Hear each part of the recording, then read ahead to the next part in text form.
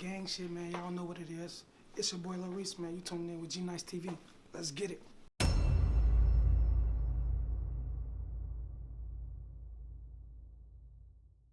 What is up? It's your boy G Merg, Mr. G-Nice TV, and today we're here at downtown Chicago, home of the Chicago Cubs and the Chicago Bears. But that's not what I'm here today. Today I'm here to get with a pioneer in the game, a legend. Some call him the Grim Reaper. Today I'm here to get with Lil Reese. It's your boy G Merg. Stay tuned. Better not catch that boy outside. Better not catch that boy outside. That boy scared, don't come outside. Come outside. They throw rocks, they go hide. What's up, everybody? It's your boy G Merg. I'm with your boy Lil Reese. What's good, fam? Appreciate you for having me today, man. Thank you. So, man, like, just I want to talk about what you've been up to lately, man. What's been new for Lil Reese? Shit, I just been chilling, just trying to get my voice all the way back. Fully back before I really started back dropping music, but I've been working this shit on a couple of little tapes. Yeah. Yeah, your man's downstairs, he was telling me that you about to be on album mode pretty soon. Yeah. What's that looking like? I mean, just working, shit. That's what it basically is looking like. Nigga just been in the studio and shit. Here and there and then a little week, getting in and out in the studio, putting in a little work, dropping a little music and shit. That's right. So for the people out there that might not know like your whole background, like tell me where you from, man. Oh, I'm from Chicago, shit. I'm from the South Side, 64th. Calumet Building. I'm from the projects. For sure. So what kind of stuff did you get into? Growing up, what kind of stuff did you do? Like you played sports and stuff? Yeah. I played football growing up, and then I played basketball growing up. But I used to rap growing up too. And that's what I took serious. So you just decided to do that? What when you play football position, you play receiver? I actually play like four positions. I play receiving, safety, cornerback, and sometimes they put me at back like running back, running ball. Oh yeah, your ass was an athlete then. Yeah, that's what they'll label you. You was rapping when you was young too, and you just decided to take that path. Yeah. Like growing up, what was some of your musical influences that inspired you to become a recording artist? I don't know. It was the people around me. The older people was around me. Like when I was 10 years old, I made my first track, and the people around me, they used to rap and shit. So that's what made me like take it serious and shit. I was 10 years old. They put me in the studio and made me record my first track, and it's been on ever since. I liked it. Hell yeah. So like, in your neighborhood, there's a lot of known people that came out of there as well. At a certain era, what time was it when you met Keef? I mean, we all grew up together. We was all young and shit. We grew up since kids. We've been together since kids. Oh, so it's a real from the sandbox type of relationship. For sure, yeah. So you grew up with everybody, with Keef, Fredo, all them. Yeah. That's hard. Early stages, right? When you was rapping, what was the sound you guys had before you guys came out with what everybody knows today? Like, what was the early stages of music looking like with you guys? Like far as like the sound, it was drill. It was drilled in. We called it drilled in before everybody even knew it was drill. So was that like something that like was already in the city, just wasn't in the mainstream yet? Right. Yeah. That's how it was. Yeah. So like because we everybody knows in 2012. That's when like the drill sound emerged into the mainstream, and those pioneers being you. But that shit been going on since like 08, 07 though. On some real shit. Like but a lot of like the mainstream, they didn't really pick it up until you guys made it buzzing. For sure. So like with those pioneers like being you, Keef, Fredo, Young Chop, what was it like at that time? Coming out of Chicago and everybody starting to like recognize it and realize like damn, like there's a whole new wave and you guys are the forefront of it. Like how that make you feel? I mean shit, I don't know. It just like made us take it a little serious and made us go hard about it because people was like noticing shit. Yeah, and then you guys also had you guys also like influence not just like people out in Chicago. You guys influence the whole other countries. Yeah, y'all got people in Australia, Canada, Ireland, all around the world doing this. Like, do people pay homage and respect to you every time? Like from other countries reaching out, try to get you on the track? Hell yeah, they do that all the time, 24/7. Like they be sending DMs and shit, messages and shit, trying to get tracks. I did a track with a nigga from France, and he was rapping France on there. Like his words was like France. Oh, like he was rapping in French and shit. Yeah, and I was rapping in English. Like shit was crazy. That shit was crazy. Did you understand? Or? Hell no, I didn't understand, but he was telling me like what it mean, like the hook and shit. So when I got on there and I was rapping my verse, then it made sense. Oh hell yeah, shit, that's tight though. At least you know you get to get a whole different experience with like different cultures and stuff, and get on their name music, and then on top of that, you touching their fan base. Yeah, that's what it was. You touching their fan base, and then they just gonna rock with you off the dribble because of who that person is out there. So hell yeah, that's what's up. So you guys gained traction in the music scene, and you know you were recognized on a track that took off, and that was I Don't Like. Yeah. And then because of that, you started gaining your own buzz, yeah, and you started taking off tremendously. So like, talk a little bit about the process of what it was like when you guys made I Don't Like, and how that opened up the door for you as far as an artist. I mean, when we made that, like, we ain't playing that, like, we just shot the video, and it just blew up, you know what I'm saying? Once it blew up, that's when it opened everybody's eyes, like, oh shit, we got an opportunity. We got an opportunity to make something happen. That's when I started doing my own shit. I made my own music. I made my own track. I did Us. I put Drake. I put Ross. I made Traffic. I put Jeezy. All of them on that shit, and that's how it went about. That's hard. Yeah, because that was my next question. I was gonna ask that today too. When Ross decided to do the Us joint in the remix with Drake on his album, was that something that you reached out to him, or he reached out to you? And how that come Drake about? Actually reached out to Ross and put Ross on there. Then Ross took it and put it on his album. That's how it was. Yeah, that was big too. Because I reached out to Drake, and then Drake was like, "I bet I'm gonna put Ross on this shit." Ooh, I bet, go ahead. And Drake still fuck with you to this day. He was I think recently he mentioned you in a bar, but to hear him like talk about you still, bro, like that just, you know what I'm saying, that's big. For sure, bro. On me. But so you do Us and Beef, and then you start getting your own buzz on your own, and then No ID. You know what I'm saying? A producer and artist, Chicago, you know, associated with Hove, Kanye, Sean, you know, a lot of successful artists. You know, how did that come about with No ID? Somebody like who my people them know, he connected us with No ID, cause him and No ID was like close friends, and that's how it went about, and that's how we met No ID, and shit. It was on from there. I mean, we just all had a Chicago connection with No ID, because he from Chicago, you know what I'm saying? So it was a Chicago thing, and we just made it happen, shit. And he helped you get that deal with Def Jam, right? Hell yeah. Shit, and when you get signed to Def Jam, like, how long was it until you decided to go independent? Because you went independent. I was with Def Jam for like 3 years, 4 years, and then after that I went independent. You didn't like the system? No, I didn't like how they was going about things. So I wanted to go back independent, and that's what they let me do, because I was sending No ID. For sure. Yeah, and then when you go independent, to have, RCA? RBC. RBC, yeah. RBC, they support your individual. Yeah. So, like, how is it having a distribution or a platform that supports your solo career? Because, you know, that's hard to get. A lot of these people want to get some split of the pie. But for them to say, you know what, we cool, like, we gonna help you out as far as like the distribution. How did that come about, and how do you fuck with that? I mean, that's cool. That's the way I want to be. I don't want to be signing nobody. Why be signed when you could do your own shit and go get distribution deals wherever you want to be, versus being signed and can't do nothing. So like, what would you tell a lot of the artists that's coming up right now? Then do you think the route they're doing right now, going individual? I mean, I can't tell them like shit, like to not sign, cause I signed. See, I had to get my foot in the door, and that's how I got my foot in the door, by signing. Yeah, Well, it can like a lot of people want that exposure real quick, and then they go solo. Right.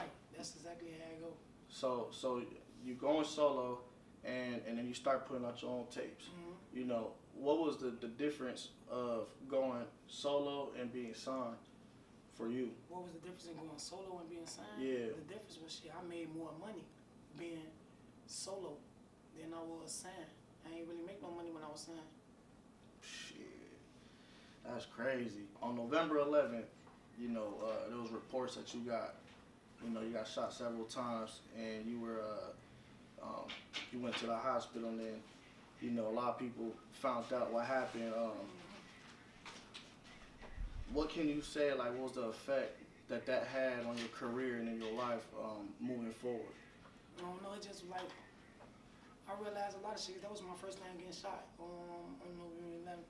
Like, that's all it did was just open me up and just like show me like shit real, you know. That's it. Yeah. Just imagine shit. I'm used to being on the other side of that fight. Like, I ain't used to feeling that shit. You feel me? So Oh God. that shit different. I feel that. I ain't gonna lie. So like what, like after all that, like how are you physically, mentally now? Are you well balanced? Are you sane? Yeah, hell yeah. Like what? Like you just in the studio now? You just focus on your career more than ever before? Do you think? I mean, I could say I'm taking a lot of shit more serious. Like, you know, like, I gotta take it seriously. Shit. After that situation. 2020, obviously, you know what I'm saying, and still to this day, we dealing with this global pandemic. You know, what kind of effects did that have in your music career? Did it slow things down for you, or do you feel like you took advantage of it? I mean, it ain't slow things down, because, I mean, everybody shit, getting to the money still. It ain't stop no money. So I can't say that. It just stopped, like, a lot of little shit, like being able to do deals and shit, and, like, shows and all that shit. Like, I had some shit coming up with Rolling Loud and all that type of shit, but it got canceled. Yeah. Because of the pandemic and all that shit. You just want to do the Rolling Loud in LA, or? I think the Rolling Loud was in Miami. Then I had one we had to do overseas, but they canceled everything. Yeah, because it was the first time I think they was going to do an overseas Rolling Loud. That's the one I was on. Me, Pop Smoke, all of us was on that shit. For that Rolling Loud right there. And so you said it was going to be you, Pop? Me, Pop Smoke, Herb, Chief Keef, Dirk. Y'all was going to be in the same stage? Von, y'all all us. Sheesh, like, talk a little bit about that, man. That, you know, how do you know, what was going through your head, like, when that happened, man, with what happened with Pop and Von? I don't know. It kind of like, I don't know, it kind of like threw my mind for a loop a little bit, like, because I was just talking to Pop Smoke and shit, like, the nigga FaceTime my phone, dropping the rakes and shit, like, what's up, woo, I'm telling him, like, all right, I'm gonna get out with you and shit, woo, next thing I know, he got killed, you know? So shit, that shit just like threw me for a loop to fuck with my mind a little bit. You worked with several artists throughout your career, bro. You done worked with the best of the best. I think you worked with Jadakiss, Ross, you know, and a lot of the newer guys as well. Like, who, you know, a few artists that when you get in the studio, you just have that chemistry with. You know what I mean? That you just rock with. Dirk? Yeah. Dirk did say that you was his favorite artist, bro. Herb went on, man. Herb got a nice chemistry together. Yeah. It's a few more. Sosa. What was the shit? When's the last time you spoke to him? Man, I'm always talking. Like, we always chopping it up. Is he gonna be on the album? Mm-hmm.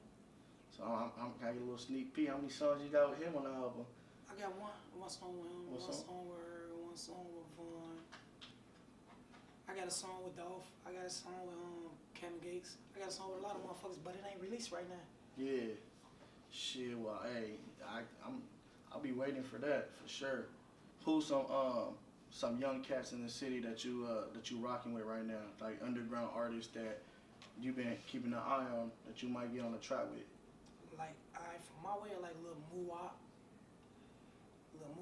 I've been fucking with a little shorty named J9 song. I've been fucking with a lot of little shorties from the city, underground. Nobody really know. Yeah. I noticed that on your last was it a mixtape, right? Mm-hmm. The one you just put out. You had a lot of people from your camp. And how important is it for you? Like, how important is it to you to always, you know, have your friends on some records with you?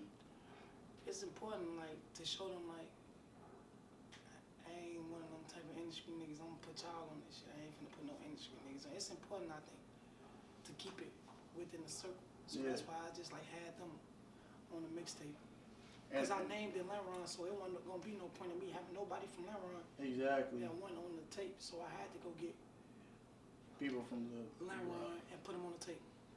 Yeah, and I think that's cool. It shows your character as far as being loyal, because and just I look at it like this. For example, like a mentor of mine put me on, and eventually when I get on, I want to put the next young nigga on, and that's how I look at it with music. Like when you was coming up with Sosa and everybody, like they same way you said, they kept it within the camp, and then for you to do that, it just shows like how you care about your friends and how you want to make sure they succeed as well.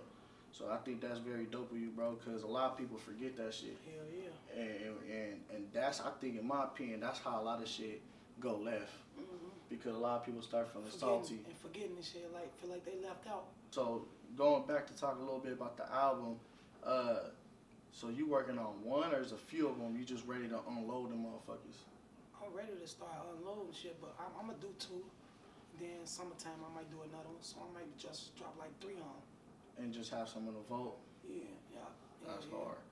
And you plan to drop some visuals with that too? Hell yeah. And I see you got your merch on. Shit, talk about the merch. Oh, that's actually my homie shit. He from New Orleans, so I'm just supporting the shit. That's about it. That's right. Well, hey, what advice, just to end it off, man? Like, I like to end my shit off with some type of quote or some type of like inspirational line or whatever. What's something that you would tell a young aspiring artist that's coming up and is going through some bumps and bruises and he think it's the end or she think it's the end? Like, what's something you would tell them? Like shit, don't never let up. Always keep it going. Like if you feeling like your music ain't taking off, don't think like that. Cause one day that shit might just take off. Like you'll never know. That shit can take off anytime. Don't feel like it's not working or it ain't gonna happen. Just keep putting the work in. Hell yeah. You heard that shit, bro. He said keep putting the work in. That's all it is. Well, shit, bro. I appreciate you for, having me today and, allowing me to come, man, and do this interview with you. It shit means a lot to me, bro.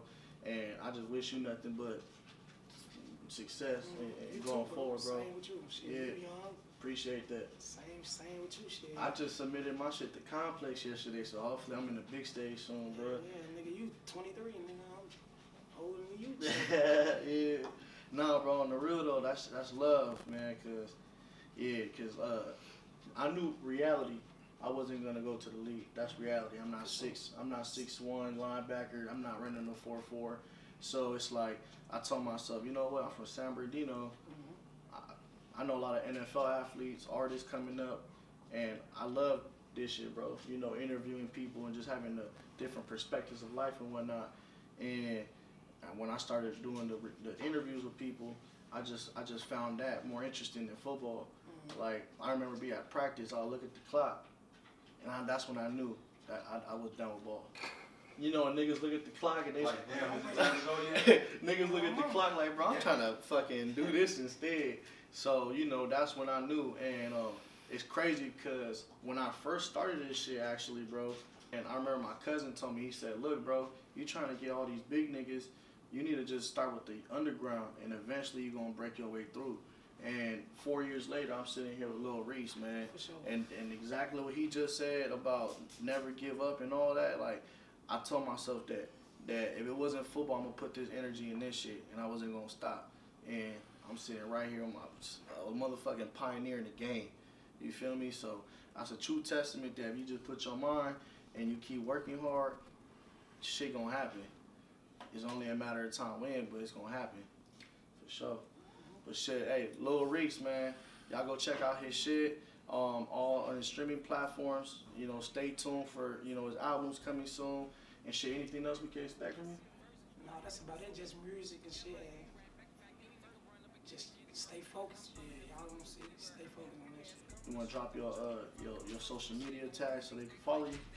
My Instagram, they already know. My Twitter, y'all should know. Spotify. Spotify, iTunes, whatever y'all see my name on, just shit, search it. Yeah. Hey, from the West to Chicago, we here, baby. My nigga. Tell that bitch I just wanna hit, ain't wife no bitch. Tryna hit me a lick, better be a Vic, better not catch that boy outside.